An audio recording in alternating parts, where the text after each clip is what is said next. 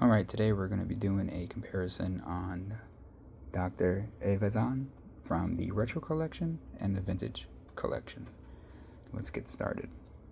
So we have the Reuse Vintage Collection, which would be considered VC57, but the way to look is when you look at the actual date, you can see that this one was manufactured in 2025, which means it would be the reuse. The Vintage Collection is one of my favorite collections due to the fact that the figures are very highly detailed, if you can look here.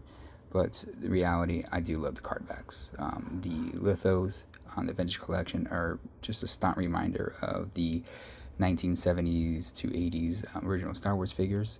You can see here that the card backs on both are the same size. However, this one being of the Vintage Collection shows a difference of him in the actual scene and when he's talking to Luke at the Cantina bar. But you can see the definite difference in the detail of the figure inside the container. When we get to the Retro Collection, you can see that it's a traditional card back from the original collection in '78 when it came out, but it does have an actual retro sticker on it. It does have spotting on it, but this is on the litho to make it look, I want to say either worn or Star look.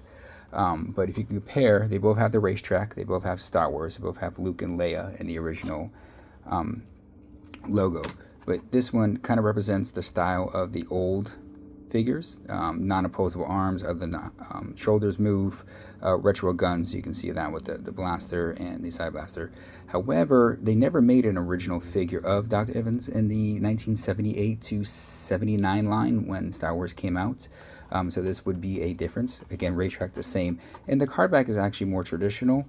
However, it is missing the figures that you would have on a 12-back A or a 12-back B, as you can compare here where the Vintage Collection actually has the figures showing.